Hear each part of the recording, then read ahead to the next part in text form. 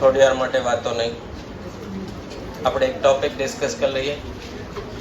એટલે જેવી રીતે તમને ડાયરેક્શન ટેસ્ટની કાલે સમજ આપી હતી એવી રીતે આપણે આજે કયો ટોપિક શરૂ કરશો? Blood relation. બ્લડ રિલેશન માટે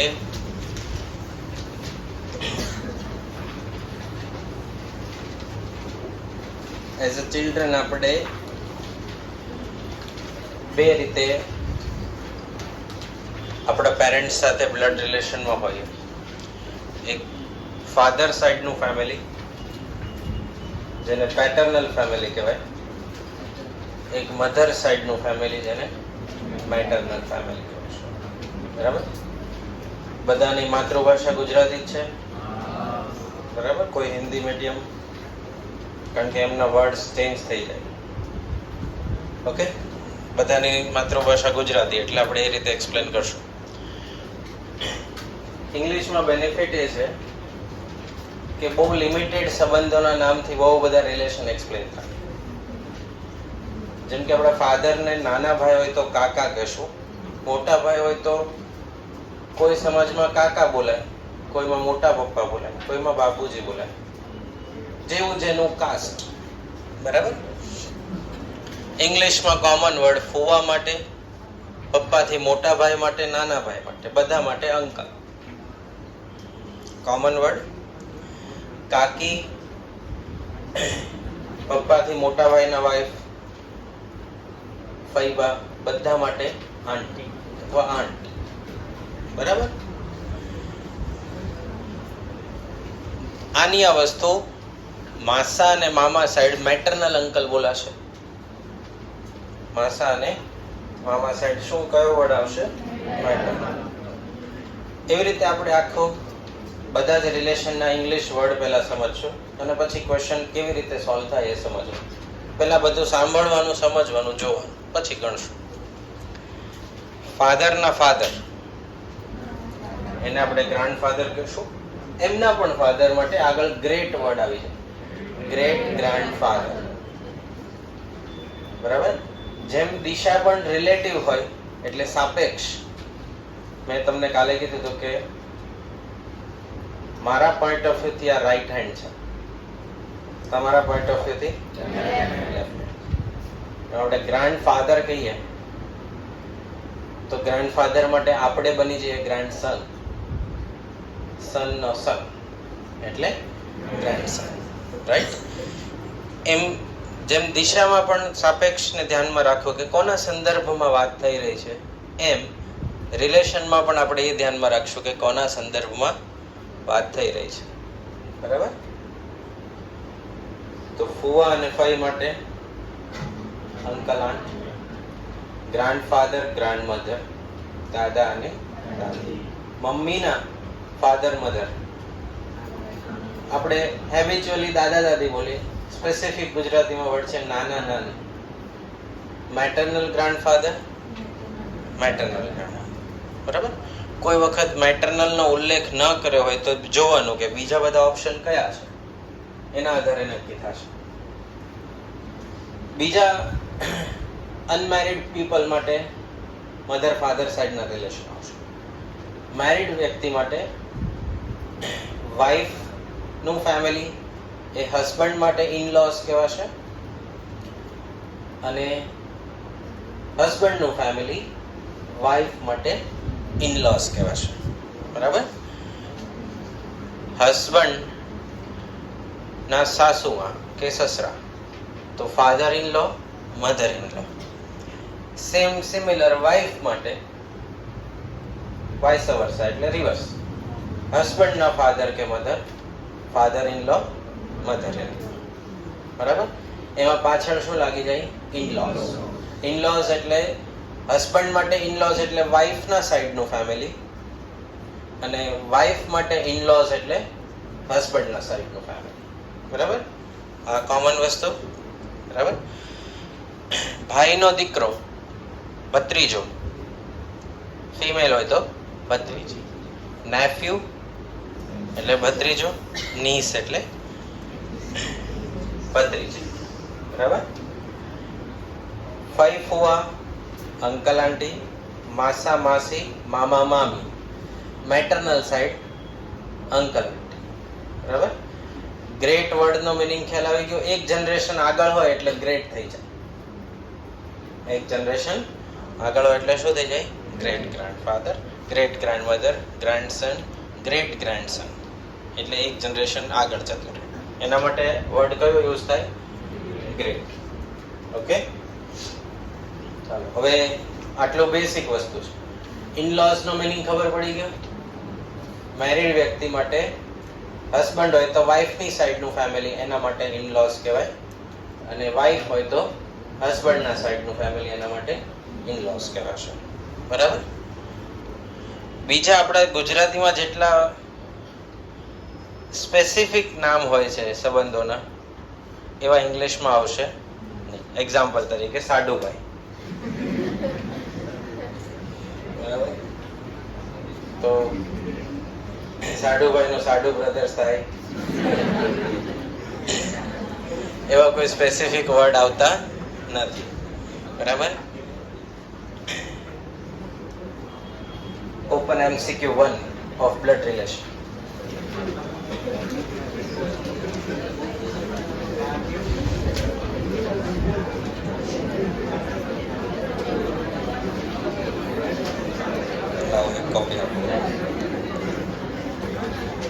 ચાલો હવે સોલ્યુશન કેમ કરવાનું એ તમારે લખવાનું નથી. હાલ કઈ સોલ્વ કેવી રીતે કરવાનું એ શીખવાનું છે. બરાબર. એક બે MCQ પ્રોપર સમજાઈ જશે તો બધા કેવી રીતે સોલ્વ કરવા એની મેથડ મળશે. બરાબર. હું બધા સોલ્વ કરાવીશ નહીં, નહીતર તો સોલ્વ થતા જાય ને હા હા હા જવાબ આવતા જાય, ચેક કરતા જાય, ચેપ્ટર પૂરું થઈ જાય. લોજિકલી આપણે ડેવલપ થઈએ. એક્ઝામ મારે નથી આપવાની, મારે તમને મેથડ સમજાવવાની છે. નહીં આવડે તો ડાઉટ સોલ્વ કરાવશું. ફર્સ્ટ MCQ શું કીધું? A is brother. એટલે એક આપણે રિલેશનનો ડાયાગ્રામ બનાવવાનો. ઓકે. અગેન તમને કહું છું, જ્યારે શીખવાનો ટાઈમ હોય ત્યારે વધારે એક્સાઇટેડ થઈને ગણવા નહીં મળે. પહેલા મેથડ શીખી લેવાનું. બરાબર. પછી તમે વધારે સારી મેથડ જાણતા હો તો આગળ કામ લાગશે. એ વ્યક્તિ A is, આ વ્યક્તિ B નો ભાઈ છે એટલે આ મેલ થયો. જેટલાને આપણે મેલ ફિમેલ આઈડેન્ટિફાઈ થતા જાય એમાં બાજુમાં લખતું છે. C is A's mother. Female.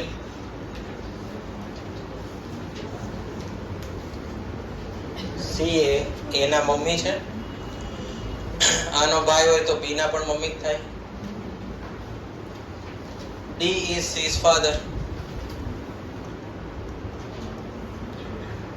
વ્યક્તિ D, mail, father. E is B's son. E છે એ B નો. B મેલ કે ફિમેલ જાણતા નથી. How is D related to A?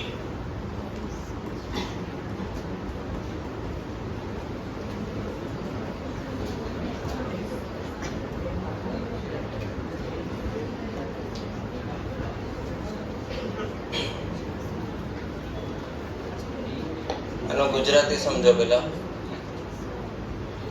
આવ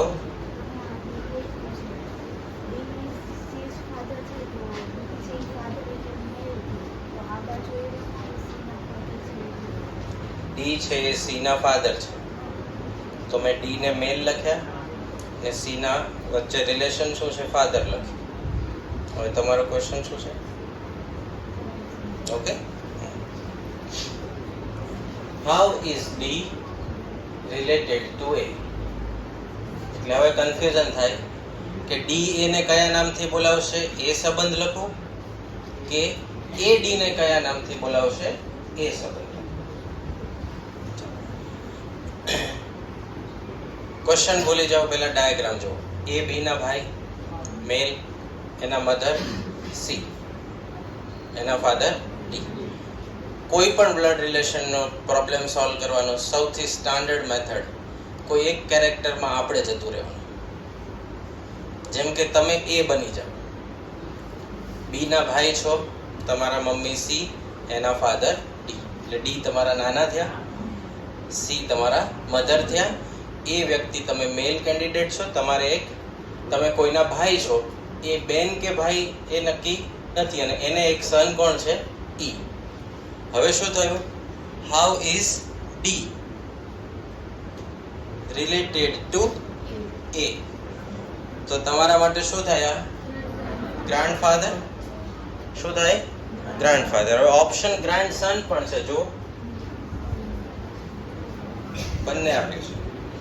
તો જ્યારે યાદ રાખવાનું, અહીંયા ધ્યાન આપો, how is D related to એ?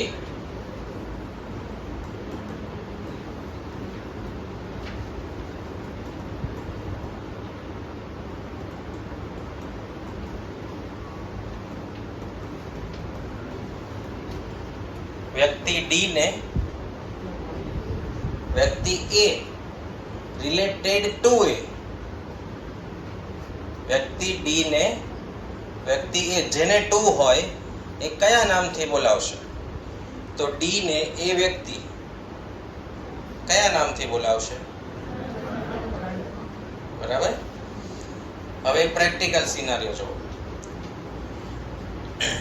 હું એક થર્ડ પર્સન છું, એ વ્યક્તિ તમે છો. એ જ ફંક્શનમાં, કોઈ પાર્ટી ફંક્શન, મેરેજમાં તમારા ગ્રાન્ડફાધર પણ હાજર છે. કોઈએ મને આવીને પૂછ્યું કે આ ડી વ્યક્તિ એને શું થાય? ડી વ્યક્તિ એને શું થાય? તો હું શું બોલું? એના ગ્રાન્ડફાધર. ઊંધું પૂછો, તમે એ છો, આ એ વ્યક્તિ, મને કોઈ થર્ડ પર્સન ભાવેશ સર આવીને પૂછે છે, એ વ્યક્તિ ડી ને શું થાય? ગ્રાન્ડસન. હવે આ ટુ નો મિનિંગ ખ્યાલ આવ્યો? રિલેટેડ ટુ એ એટલે જેને ટુ હોય એ કયા નામથી બોલાવશે એ આપણે પકડવાનું, અને કોઈ પણ કેરેક્ટરમાં એકમાં આપણે જતું રહેવાનું. આમાંથી કોઈ એક કેરેક્ટરમાં આપણે જતા રહે. આપણું બ્રેઇન આપણા રૂટીન રિલેશનને બહુ ફટાફટ મેપ કરે. હું આ એબીસીડી નો વાપરું અને એમ કહું કે તમારા ફાધરના બેનના હસબન્ડનો દીકરો એના મમ્મીના ભાઈ, તો તમે તરત ફાધરના બેન ફઈ, એના હસબન્ડ ફુવા, એનો દીકરો એટલે ફુવાનો દીકરો, એના મમ્મી, એના હસબન્ડ, એવી રીતે ગોઠવતા જઈએ આપણે. હ્યુમન બ્રેઇન આપણા રૂટીન રિલેશનને બહુ ફટાફટ મેપ કરે.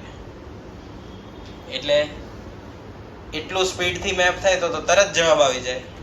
એટલે અહીંયા એબીસી વર્ડ યુઝ કરે કે એ બી નો ભાઈ છે, બી નો ભાઈ સી છે, ને એના મધર ડી છે, ને એવી રીતે. તો આપણે એક કેરેક્ટર પકડી લઈએ એટલે આપણે ટ્રી બનતું છે. ક્લિયર? Second question.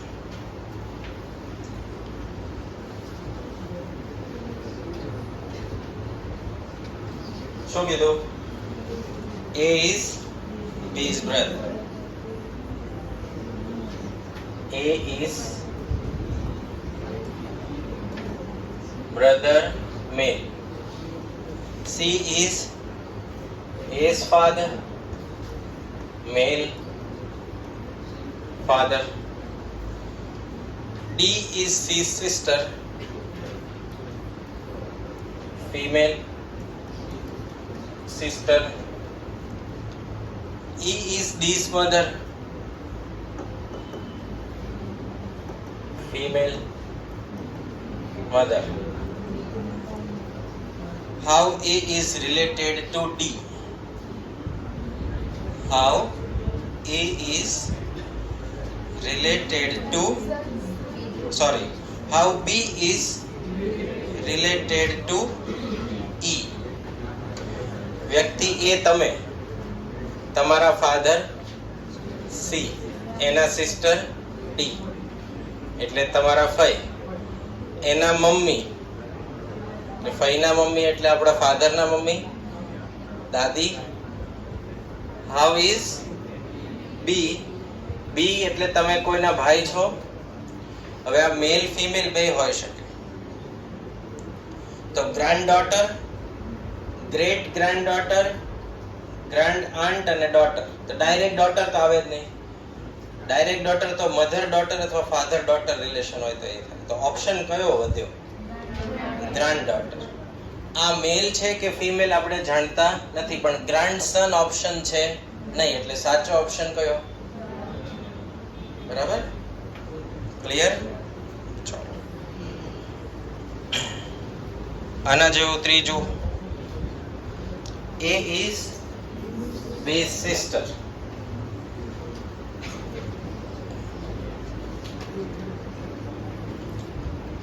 વ્યક્તિ A સિસ્ટર ઓફ B એટલે female. C is B's mother એટલે A ના મધર થાય, female mother. D is C's father એટલે મમ્મીના ફાધર થયા, મેલ father. E is D's mother.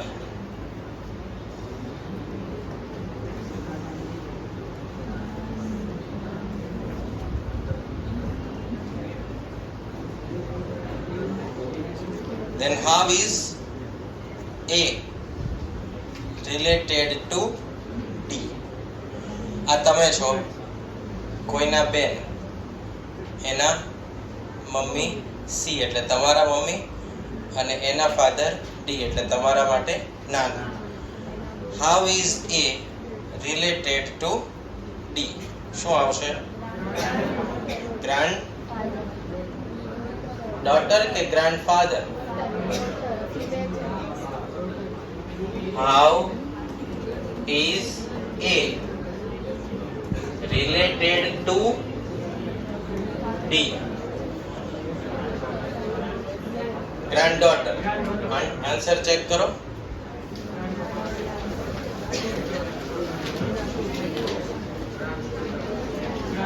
આનું ગુજરાતી શું થાય? વ્યક્તિ A ને વ્યક્તિ D કયા નામથી બોલાવશો? તો વ્યક્તિ D તો નાના છે, એ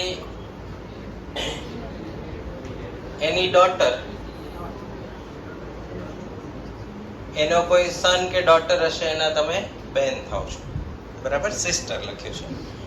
આ બી કેન્ડિડેટ મેલ કે ફિમેલ આપણને ખબર નથી, આ જાણતા નથી. ઓકે, તો આવું જ લોજિકલ રીઝનિંગ છે શેનું? બ્લડ રિલેશનનું.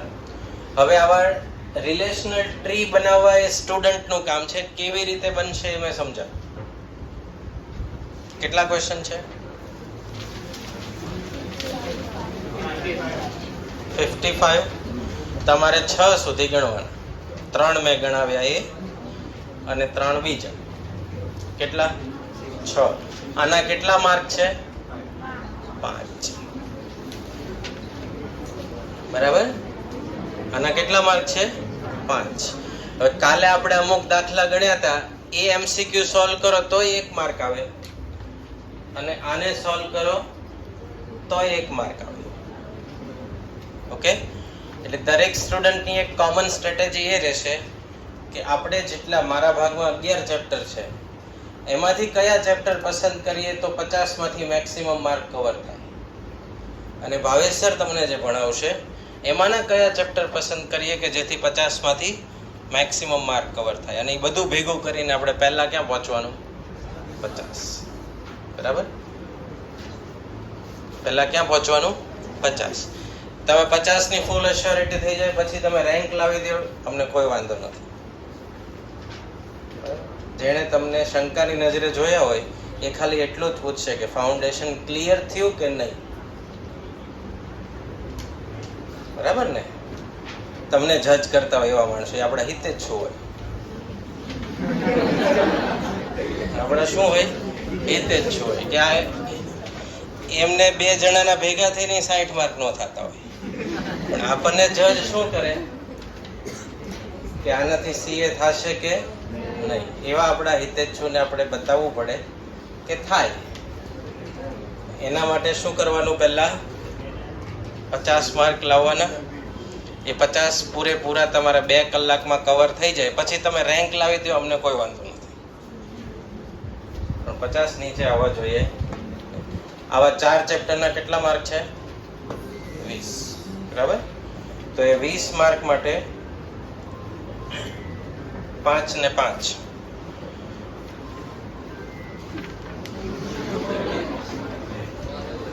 સાયલેન્ટ કરી દો ને ઓફિસમાં જમા કરાવી દેજો.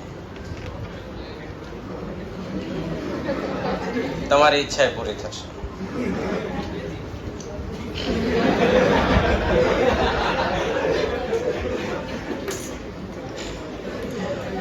તો આજનું હોમવર્ક શું આપ્યું? કેટલા MCQ? 6. રિલેશન ટ્રી કેવી રીતે બનાવવાનો ખ્યાલ આવી ગયો? ફરી તમને કોમન ઇન્સ્ટ્રક્શન આપી દઉં. ટ્રી બનાવવામાં ઉતાવળ કરવી નહીં. બીજું, તમારે ટ્રાય કરવું હોય તો કરજો, જ્યારે તમે ટ્રી બનાવો ને ત્યારે વચ્ચે બ્રેક ન લાગે. અડધા ટ્રીએ પહોંચ્યા પછી તમને કોઈ બોલાવે ને એટલે અહીંયાથી જે તમે બધી માઇન્ડમાં ગોઠવણ કરી હોય બધું શું થઈ જાય? 0. વળી પાછો એકડો ગોઠવો. બરાબર? તમારે ટ્રાય કરવી હોય તો કરવાની, કે બધું કમ્પ્લીટ કર્યા પછી જરાક IPL નો સ્કોર જોઈ લો.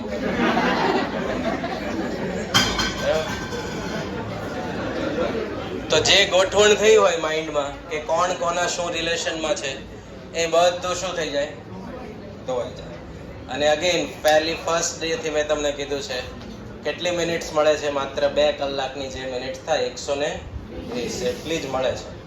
હું પેપર આપવા બેસું તોય મને સેમ ક્રાઇટેરિયા લાગુ પડે ને તમે બેસો તો પણ સેમ ક્રાઇટેરિયા. લોજિકલ રિઝનિંગમાં જેટલા વધારે પ્રકારના ક્વેશ્ચન તમે સોલ્વ કર્યા છે, પહેલું ટાર્ગેટ આપણું છે કે આ બુકના 50-60 એવા બધા જે છે, પછી ક્રેકર કરીને એક મટીરિયલ આવે છે એના સોલ્વ કરશું, પછી ઇન્ટરનેટ ઉપર જે અવેલેબલ હશે એના સોલ્વ કરશું. જેટલા મેક્સિમમ સોલ્વ કરશું એટલા ચાન્સીસ છે કે આપણને પ્રેક્ટિસ થઈ જાય.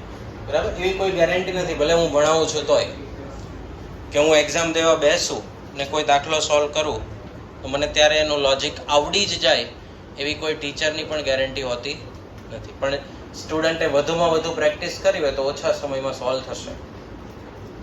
બરાબર? તો ઓછા સમયમાં સોલ્વ થશે. ડાયરેક્શન ટેસ્ટમાં ક્યાં સુધી ગણવા આપ્યું હતું? 6. ચાલો, કયામાં ક્વેરી છે? ચોથામાં. ઓકે, લાવો.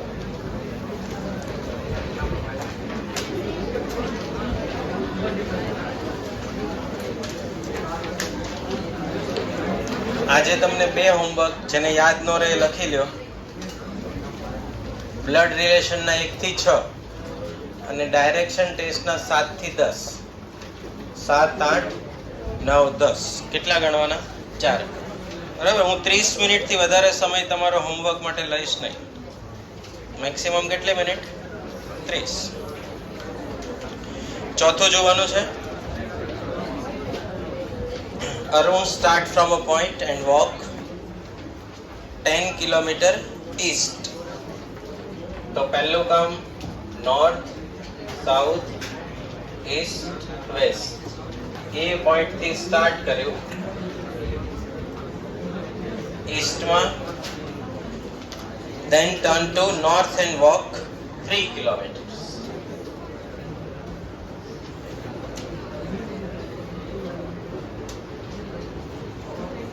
Point C, and then turn to west and walk. west માં એટલે આમ કેટલા કિલોમીટર? આ 10 હોય તો આ અંદાજિત 12 થાય. Point D, then again turn to south and walk 3 kilometer. આ 3 છે તો equal distance 3 થવાનું. Point E, તો સ્ટાર્ટિંગ પોઈન્ટ ની સાપેક્ષે હાલ કઈ ડિરેક્શનમાં છે? વેસ્ટમાં. બરાબર. હવે આ ક્વેશ્ચનમાં જો તમે આ લંબાઈના પ્રપોર્શન જાળવી નહીં રાખો કે આ 10 હોય તો 12 પછી આની અંદર ના આવે, તો જવાબ પાછો આવી તો જાય નોર્થમાં છે કે ઈસ્ટમાં છે, એ તો હોય જ. ABCD માં 4 જવાબ તો મળી જ જવાના, પણ એ સાચો હોય નહીં. બરાબર. 3 કિલોમીટર આમ છે તો એના રિવર્સ 3 કિલોમીટર આટલા જ થવા જોઈએ. અહીંયાથી 10 આમ જવાય તો 12 માટે એટલીસ્ટ આ 10 થી થોડુંક આ બાજુ હોવું જોઈએ. બરાબર. એને આપણે સાબુ કહેશું. સાબુ શું હોય એવું, અને common sense. In the world of technology, common sense is not so common. In the world of technology, common sense is not so common. An example આપશું આપણને લાઈવ. ચાલો, મને એક છેલ્લા પેજ ઉપર આપણે વર્ગ અને ઘનના વિસ્તરણના સૂત્ર લખ્યા હતા, એ બધા જુઓ તો આવડે છે કે ભૂલાઈ ગયા છે? જોયા વગર મને ઓલો બનાવીને તમે પ્રધાનમંત્રી તો નહીં બની જાઓ, એટલે પ્રામાણિકતા પોતાના માટે રાખવી. બરાબર. નહીં આવડે તો કાંઈ હું બંદૂક લઈને ફરતો નથી.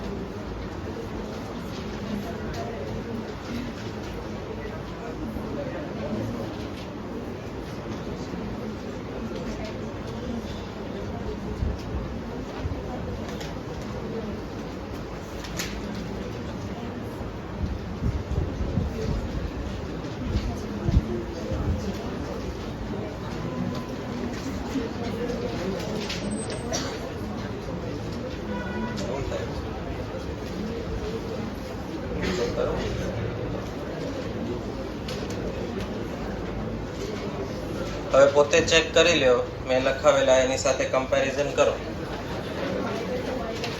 માઇનસ પ્લસ ની ભૂલ ક્યાં છે, વર્ગ ઘનની ભૂલ ક્યાં છે?